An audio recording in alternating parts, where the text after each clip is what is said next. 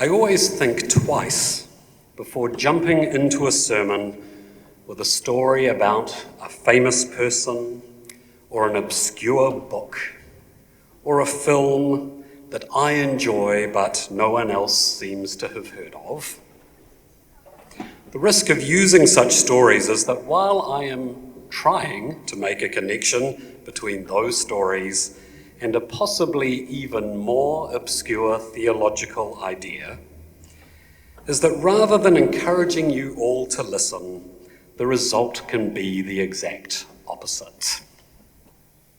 Only last month, I boldly jumped into a Star Wars reference, only to see some of you take that as permission for a quick nap. You know who you are. Over the years, I've found only a few references from popular culture that seem to work better in church than others. For example, for some reason that I personally don't understand, Anglicans seem to like the music of Leonard Cohen. That might be something to do with Kim Hill playing his music on national radio for decades, but to be honest, I'm not sure. What I'm really pointing to is the death of monoculture. When I was at school, and I'm sure many of you remember these days, there were only, initially 2 television stations and then eventually 3, a handful of radio stations, and an individual's music collection may have only comprised of a small number of compact discs, or dare I say it, cassettes. Today, however, a smartphone can give you access to thousands of hours of television or movies, entire libraries of music, all there instantaneously. I personally think this is wonderful. For those of us who like the weird and wonderful, there has never been a better time for discovering all that there is in this world.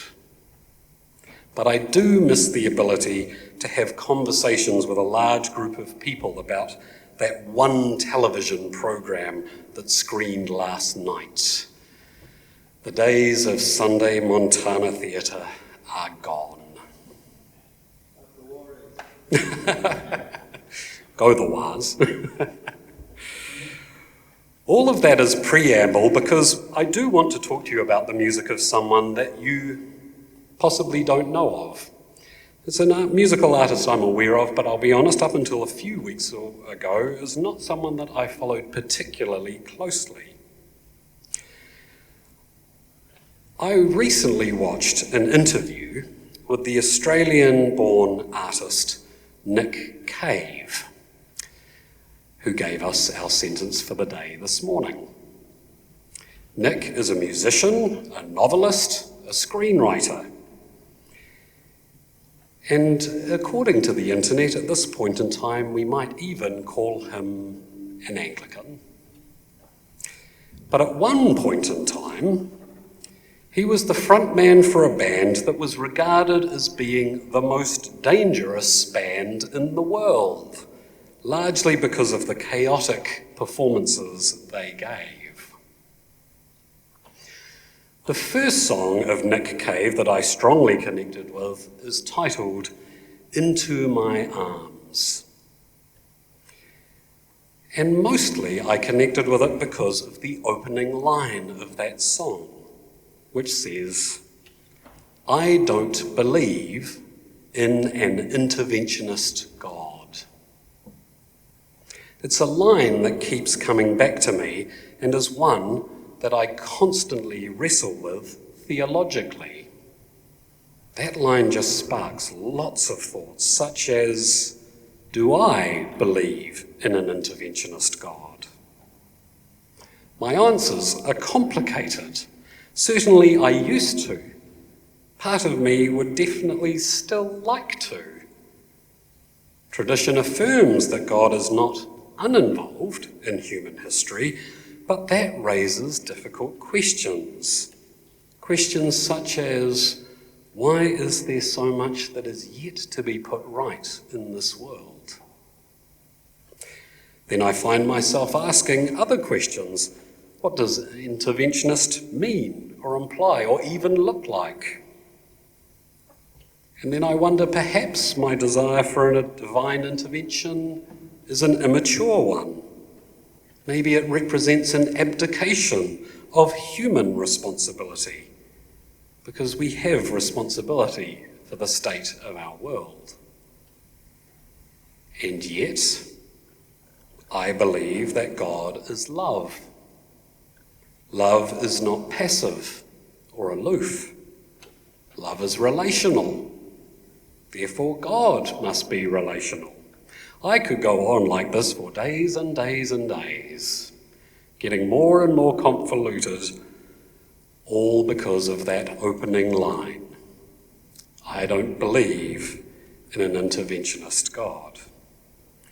But that's what good art does, right?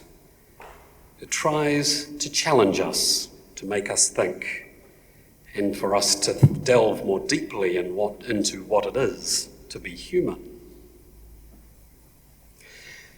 Beyond that one song lyric, I have had very little connection with the work of Nick Cave.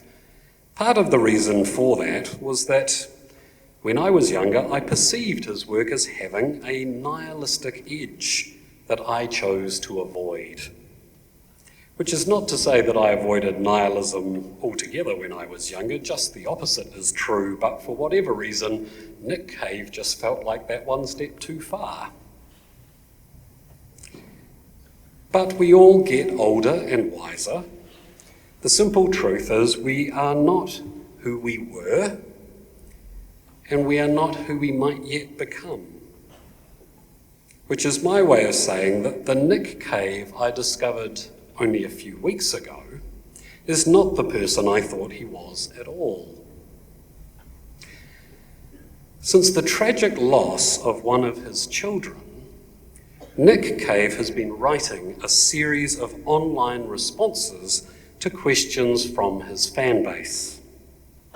In these posts, he is trying to bring his full humanity to what he is offering to others. And the results are quite astounding.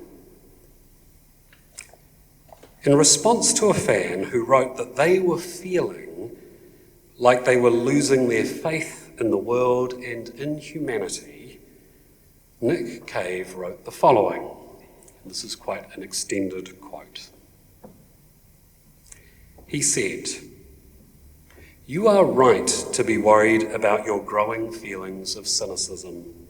Cynicism is not a neutral position, and although it asks almost nothing of us, it is highly infectious and unbelievably destructive. In my view, it is the most common and easy of evils. I know this because much of my early life was spent holding the world and the people in it in contempt. It was a position both seductive and indulgent. The truth is, I was young and had no idea of what was coming down the line. I lacked the knowledge, the foresight, the self-awareness. I just didn't know. It took a devastation to teach me the preciousness of life and the essential goodness of people. It took a devastation to reveal the precariousness of the world, of its very soul, to understand that it was crying out for help. It took a devastation to understand the idea of mortal value, and it took a devastation to find hope.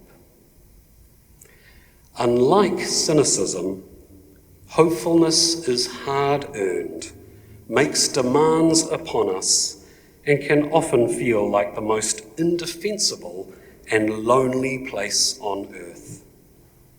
Hopefulness is not a neutral position either. It is adversarial. It is the warrior emotion that can lay waste to cynicism. Hope says the world and its inhabitants have value and are worth defending. Hope says the world is worth believing in. In time, we come to find that it is so.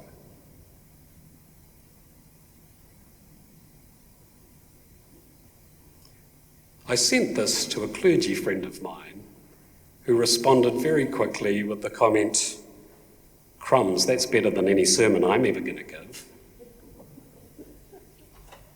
I agree, I felt similar. When we think about the day we remember as Pentecost, we often forget the very difficult situation that the early followers of Christ were in.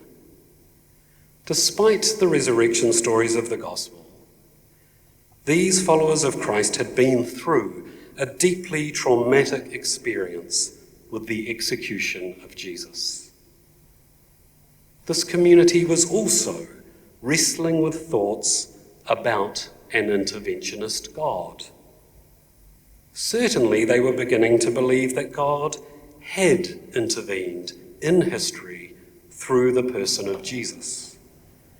But even with experiences of the resurrection, the traumatic death of Jesus really called into question just how successful God's intervention had been. And this is part of the reason why Pentecost was such a significant event. The new experience of God's Spirit uniting and bringing this community together affirmed that the movement of love had not died with Jesus. It had been reborn and would continue to be felt and experienced. To put that another way, Pentecost arrived and brought hope to the early church. Part of that hope was that God was active in their lives in a new way, in a surprising way. And part of that hope was that when given the chance, humans are able to overcome their worst impulses in order to bring more goodness into the world. This is not delusional optimism. The hope of the early church was hard won.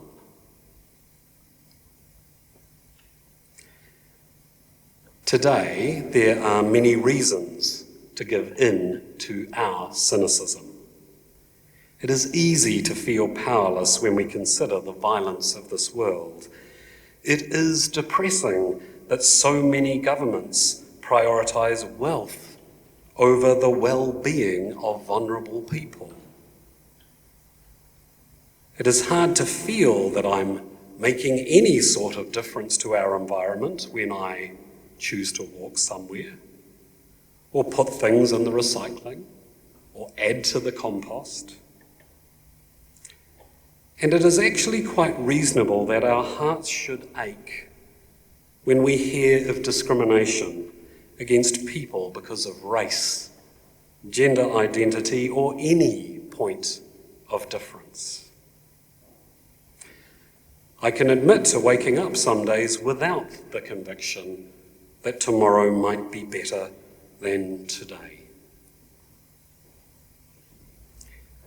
And yet, the community of St. Matthew has a long and proud history of daring to be different. Different to the world that we are a part of. This is a community that has challenged Aotearoa to be better, to be more loving, to be more radical. Right now, what could be more radical than to say that despite the challenges of today, despite the hardship we see in this world, while we accept that the future might not be as bright as we want it to be, we choose hope. We choose to believe in humanity and in humanity's capacity for good, and that we will strive to keep that hope alive.